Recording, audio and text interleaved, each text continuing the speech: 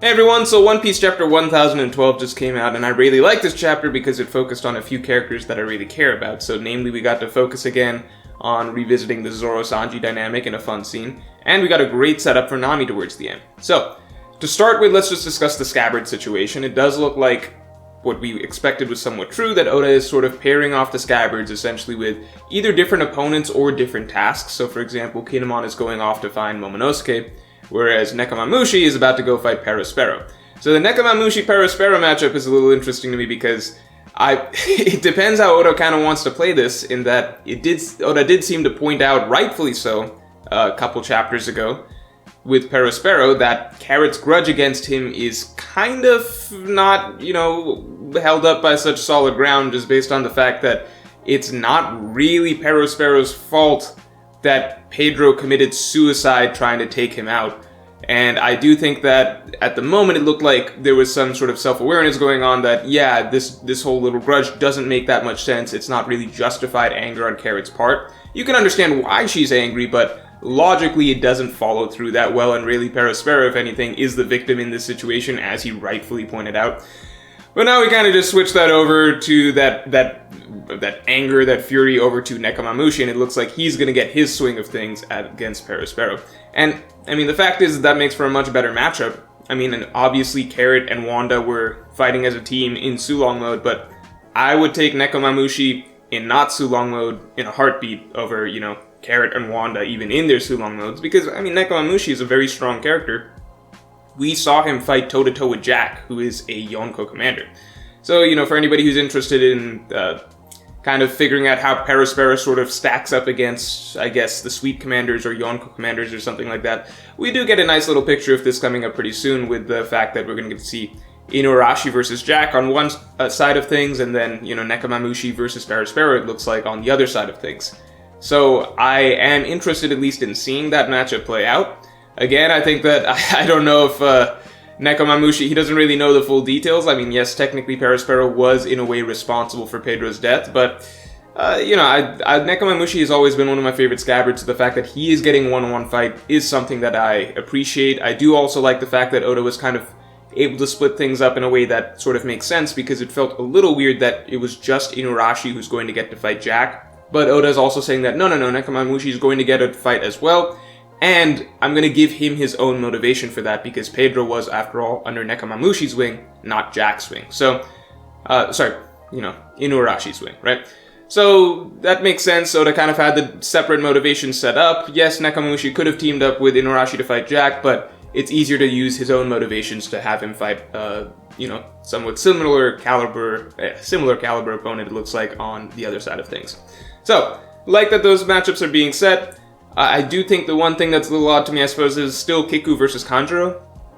To me, it's just odd in the sense that, not odd in a bad way, it's just that I'm, I never felt like, especially during, the Scabbard's backstory, or at any point during Act 2 of Wano or anything like that, or even early on in Act 3 in Wano, it never really...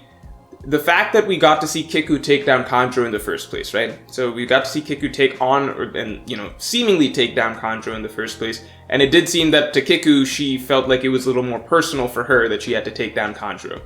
To me, during, again, the Oden flashbacks, Act 2, early Act 3 of Wano and everything like that, it didn't really make sense to me why Kandro and Kiku was just kind of the matchup, and why Oda was kind of playing up, in particular, the anger that Kiku felt over Kandro's betrayal. The one thing I can think of, I suppose, is the fact that Kiku, the characters that were sent into the future were Kinemon, Raizo, Kiku, and Kandro. So those four characters may have a greater sense of, because they were the squad that were sent out together.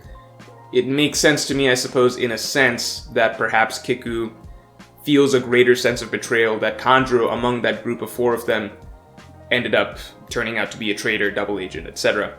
So I think Oda could have easily picked from Kinemon or Raizo or Kiku to decide who feels like who has the most personal vendetta against Kandro, I suppose.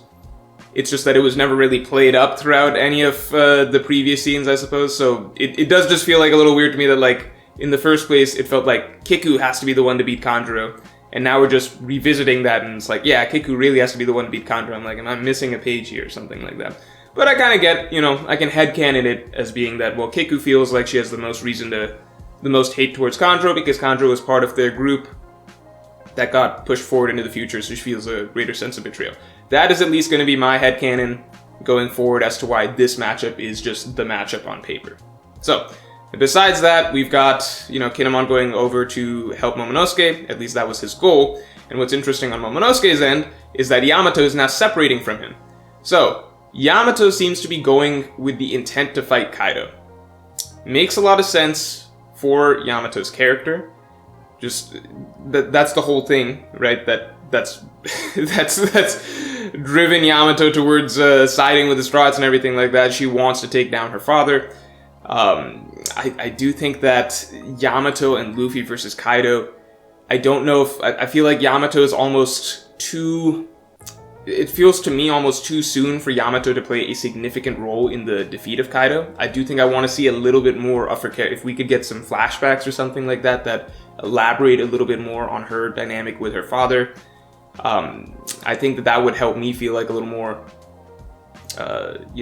excited about the prospect, I suppose, of Yamato and Luffy teaming up to defeat Kaido. Because so far, for me, Yamato is still a very late game addition to this entire Wano conflict. So it does feel to me like we're getting a very late game addition to this Wano conflict, who happens to be, Kaido's daughter, who basically says, I'm going to join this fight because I just want to join this fight. I do hope that we get a little bit more setup and motivation for Yamato, and just a little bit more focus before she gets to that rooftop to help Luffy out. Assuming that that's the case, that she is going to get there to help Luffy out. So, that's my hope for Yamato's end of things. Maybe we do get that over the course of the actual battle with Kaido when she's up there with Luffy, but I would still like a little bit more before she actually arrives there. Now, on Momo's end, there's the moment that we've all been kind of waiting for, which is that Momonosuke can, in theory, create flame clouds similar to Kaido and prevent Onigashima from falling on the flower capital, right? So, now that Momonosuke is separated from Yamato, one, I think it's interesting because to me, Yamato was always essentially the character that made the most sense to be paired with Momonosuke, just because, child of Odin, child of Kaido, both very different characters essentially, but Yamato very much wants to be like Odin. Momonosuke also actually wants to be like Odin, but is having difficulty doing so.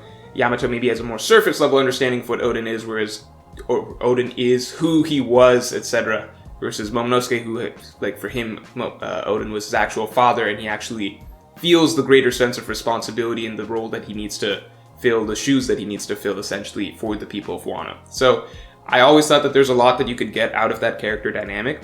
It does look like they're being separated, obviously, for the moment, but what's interesting to me is that Momonosuke is now getting to read Odin's log, which will most likely... I don't want to assume what is going to happen for Momonosuke from being able to read Odin's log, but I assume it will give him greater insight into the type of man that Odin was. Because for him so far, since Momonosuke was a child for the longest time, obviously during most of Odin's exploits, for Momonosuke so far, he's probably not fully aware of how great of a man Odin was and everything that he did and accomplished. So I do wonder if this will give him further sort of incentive to make a move, to make a sort of change, to take a step forward, or something along those lines. I don't know if it's going to click in his head that, I have to turn into a dragon, fly under Onigashima, create flame clouds, and prevent it from falling, but I do think that this could be a really good stepping stone for his character towards getting to the point where he could take the step to do something like that, right? I said step like 15 times in the last 30 seconds. But you get the point, right?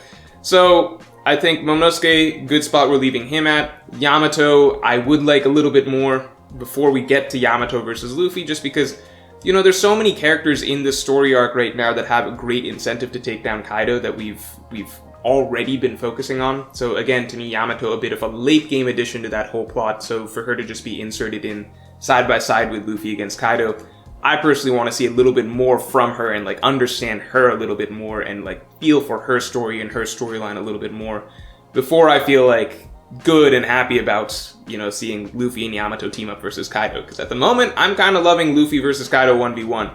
So anybody that's being dropped in there to kind of change that up or turn it into a 2v1 or whatever, I would want to really, really feel for that character, really, really feel that, yeah, this addition makes this fight more exciting or more powerful to me, rather than just the current Luffy versus Kaido 1v1 situation, which I think we can all agree is a pretty exciting setup that we've got going on right now. I kind of am biased in that I do just want to see that play out to its full extent, whether that means Luffy taking a beating over a period of time, or Luffy showing more abilities that he has, maybe a new gear 4th form, maybe a new gear 5th form, etc.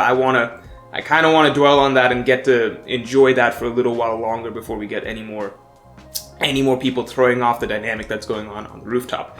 So, all that being said, let me talk about the Straw Hats end of things. So, I think the Zoro-Sanji scene was my highlight for the chapter, just because, you know, we've gotten Zoro-Sanji bickering scenes throughout the New World so far, right? It's not as though that's gone away. That's always been present, but I do think it did dawn on me reading this how long it's been since, you know, we actually got a little bit of an extended scene between the two, like a bit of banter between the two. And not just in the bickering sense, because yeah, there is some bickering here, but that's the fun part of the Zoro-Sanji dynamic, which is that they bicker and they never are going to thank each other or anything like that, but they speak more so through their actions. So Sanji is, as much as he does not want to, he really, really does not want to, but as much as he doesn't want to, of course he is going to take care of and bandage Zoro and carry Zoro around and get him some help, right? Of course he is going to take that responsibility on himself. As much as he wants to play the hero, maybe go help Momonosuke, go help, that was where he was split between before, right? Either going to help Momonosuke, going to help the Scabbard. Sanji really wanted to make a big impact on the war. He is setting that aside because he's like, of all people, I have to help this guy. But of course he's going to do that because that's just the type of person Sanji is. So I really, really like the fact that, again, as much as they bicker, we always get to see how much they actually care about each other. And Zoro, on his end, he's so calm and relaxed because he knows that Sanji's going to do that for him. He knows that Sanji is going to be happy, like carding, not happy, obviously not happy, but he knows that Sanji's obviously going to card him around and that he's totally safe. Just now at this point, he can kick back, relax, go to sleep, because Sanji's got a handle on things from here on.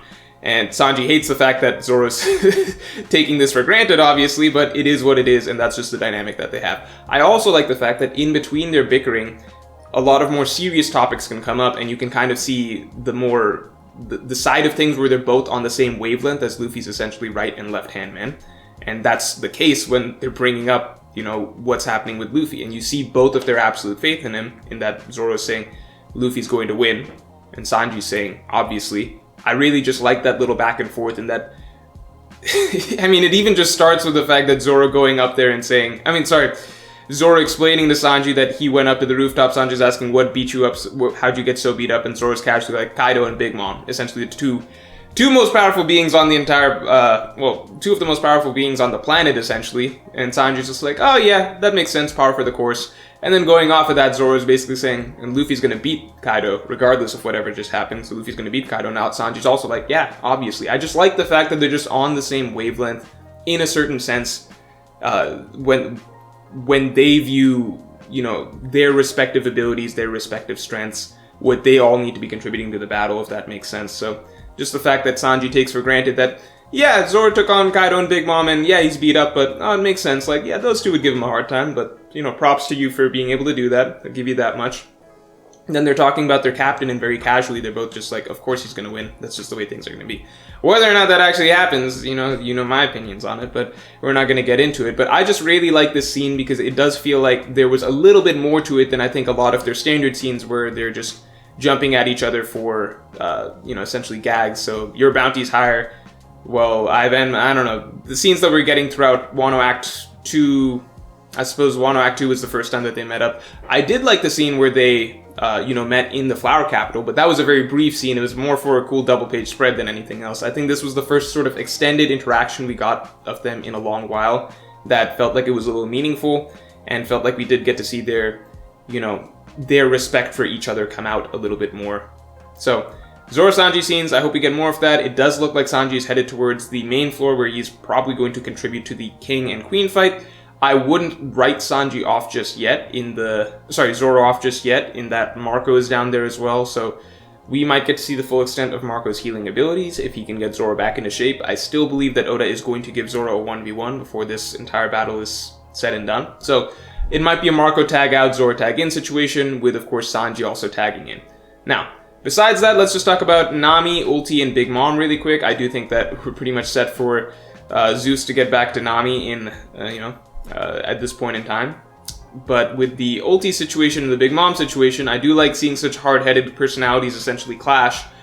I am going to leave the Big Mom situation alone. It does look like Big Mom has reverted to basically saying that, not reverted, we still need a little more, we need to see a little bit more of how, like what her full motivations and stances are towards both, but like, how much is she going to go along with what Otama is telling her, how much is she still going to cling on to how much she wants to take down the Straw Hats, etc. We need to see a little bit more from Big Mom to kind of understand exactly what route she's going to be taking going forward, so I'm going to leave her alone for the moment. But I do like the fact that, you know, we see that Ulti does actually, she cares enough about page 1 that she's actually going to challenge Big Mom over it. It does make sense for a character just because out of all of the Tobi Roppo, Ulti was one of the most hard-headed, of the bunch. I do really like the fact that when she hit Tama, that was the trigger that made Nami step forward and say that I'm going to take you down. So I always really like seeing this side of Nami come out, where certain things, certain triggers suddenly make Nami stop playing the little act of, oh, I'm helpless, I'm going to try and weasel my way out of this or whatever. It's a little different between Nami and Usopp in that Usopp is always really terrified, right? And he kind of has to come to terms with that and overcome it. And I don't think that there's just a strong confidence side of Usopp that he's just kind of hiding, and, you know, some trigger will make him basically make that side come out. I mean, you can see parts of it essentially with, you know, the Alabasta moment, the sugar sniping moment. There's plenty of moments you can point to where Usopp does overcome his fear, right? But I think it's a little different with Nami in that with Nami, she's operating under fear, of course, but she has more capability in the situation than she acts. So, of course, the first thing that she's always going to default to is, well, if I can scheme my way out of this, like, I can get Ulti to fight Big Mom for me, and then she's like, oh, well, I can get Big Mom to fight Ulti for me. She's always going to try and make things work out in a very sort of, I suppose, cunning manner if she can. But then when certain triggers come out, then I think that's when the real Nami actually comes out. I do think that the real Usopp is someone who is scared and who has to overcome those fears, and he is capable of overcoming those fears. I think the real Nami is the Nami that comes out when she's mad or when something crosses a certain line for her, and she's suddenly acting as herself and essentially being like, I'm gonna handle this, and suddenly she's basically just as confident as any of the other Straw Hats, right? And I like the trigger for her in this situation was Tama being injured, because that plays to the side of Nami that's been a thing since Arlong Park, which is that Nami has always had a soft spot for children. You can go back to Arlong Park, and obviously it makes sense just from her backstory, but of course, even the child that was calling her a witch and trying to attack her at Arlong Park, she has a soft spot for him. Isa, through Skypiea. Punk Hazard, we got that very fleshed out, that Nami does have a very strong motherly instinct towards children because of the experiences that she faced as a child, right? And, you know, obviously the way that what her own mother meant to her throughout her life. So these things, I like seeing them come into play when, you know, now we kind of understand enough of Nami's character to understand that she has a very strong motherly protective instincts towards children based on her own backstory, based on her own experiences. We've seen this played out throughout the series enough. So now using that actually as a trigger for Nami to turn around and take a battle very seriously and act the way that she can act and fight the way that she can fight, that she seems to very obviously choose to kind of like shy away from if avoidable. Seeing that basically sort of snap for her and like get her into the mode that we know that she can be in, I really like seeing that, so I'm really looking forward to seeing how this fight plays out. So that's all for this chapter, and I will talk to you all next week.